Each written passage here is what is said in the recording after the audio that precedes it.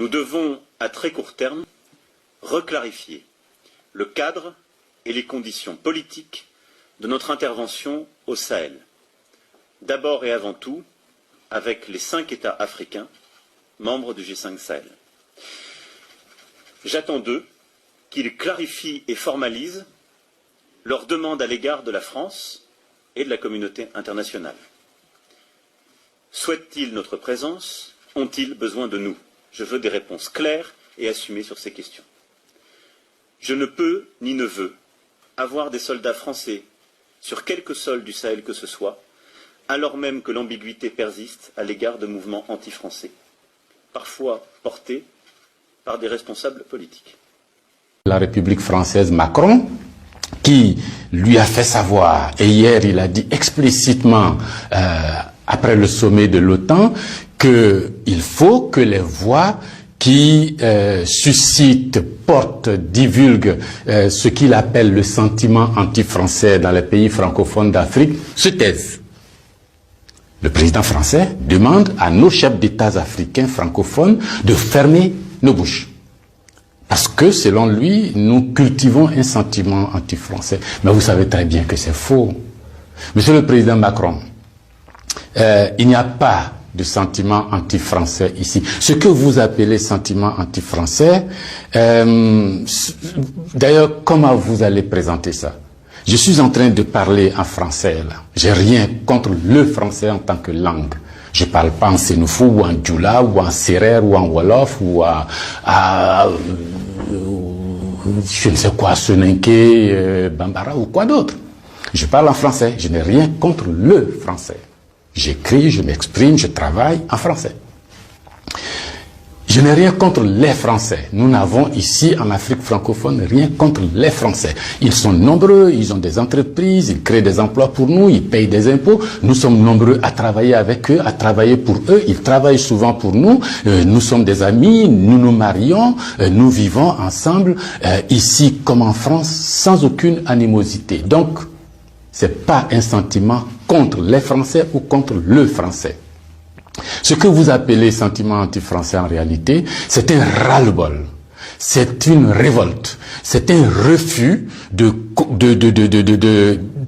la mainmise de l'État français sur nos autorités et par ricochet sur nos économies, sur nos peuples. C'est ce que nous refusons.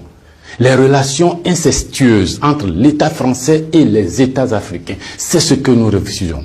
Les relations de connivence entre l'État français et les États africains, c'est ce que nous refusons. Parce que simplement ces relations étouffent la démocratie. Ces relations étouffent le respect des droits de l'homme. Ces relations étouffent la possibilité que nous devons avoir de demander des comptes à nos dirigeants. Ces relations étouffent l'expression plurielle chez nous. Il n'y a que ce que le président dit parce qu'il est d'accord avec Paris, donc c'est ce que lui dit qui est bon. Monsieur le Président, c'est ce qui nous révolte. On a le sentiment que vous êtes complice de nos chefs d'État pour nous brimer. On a le sentiment que les droits de l'homme que vous faites respecter en France, les libertés individuelles que vous faites respecter en France, la Déclaration universelle des droits en France, déclaré là-bas par vos ancêtres, Monsieur le Président, on a l'impression que vous considérez que nous, en Afrique, on n'a pas droit à cela. Nous, en Afrique, on n'est pas digne de cela. Nous, en Afrique, on n'est pas suffisamment humain pour avoir les droits humains. C'est ce qui révolte cette jeunesse-là. La conséquence, vous voyez chaque jour de nombreux jeunes essayant d'aller là où les droits sont respectés, là où les libertés sont respectées, là où on a le sentiment qu'ils sont des hommes. C'est ce qu'il faut changer, Monsieur le Président. C'est ce qu'il faut changer. Vous pouvez parler 1000 fois à nos chefs d'État, vous pouvez leur donner des instructions 1000 fois, mais ça ne changera rien dans la tête des populations africaines ici, dans l'esprit des populations africaines ici. L'idée est que nous voulons redevenir des hommes libres. Nos ancêtres ont été vendus comme des marchandises par vos ancêtres. Comme des marchandises. Pendant de 1500 à 1890, c'est par là, comme des marchandises. Nous fermons les yeux là-dessus. Nos parents ont été gouvernés par la décision que vos parents ont prise à Berlin de venir s'accaparer nos territoires, nous-mêmes, nos fleuves, nos rivières, nos matières premières, de prendre possession de nous. Ça a duré près d'un siècle. Fermons les yeux là-dessus. Vos prédécesseurs ont considéré que nos chefs d'État devraient être juste des délégués pour eux, pour nous maintenir ici. Comment on peut avoir le sentiment français quand on descend à l'aéroport d'Abidjan, le boulevard qu'on prend s'appelle Giscard d'Estaing. Le pont qu'on emprunte s'appelle De Gaulle. Et la route qu'on utilise pour aller à l'université s'appelle boulevard Mitterrand. Et puis partout, on a Trèche-la-Plaine, Port-Bouët, Binger. Non!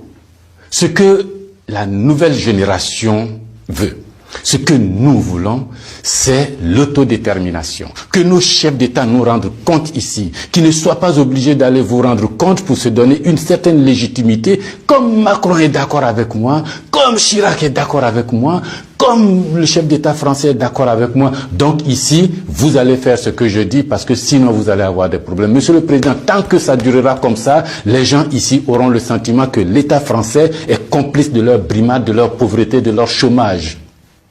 C'est ce que nous voulons changer. C'est ce que nous voulons changer. Renvoyer Kako Noboko, renvoyer Kémy Séba, renvoyer Nathalie Yamb, contester les propos de Salif Keïta ou je ne sais qui d'autre, ça ne changera rien. C'est dans la tête de chacun de nous. Les gens, ces idées-là ont imbibé notre esprit maintenant. Le désir de liberté, vous devez connaître ça. Vos ancêtres se sont battus pour avoir cette liberté. On fait plusieurs guerres pour jouir de cette liberté. Ce que nous voulons, c'est ça. Liberté de commerce, liberté de nous organiser, nous autodéterminer, faire ce qui est bon pour nous, sans nuire à vos intérêts. Mais ça ne vous dit pas de venir nous imposer vos intérêts.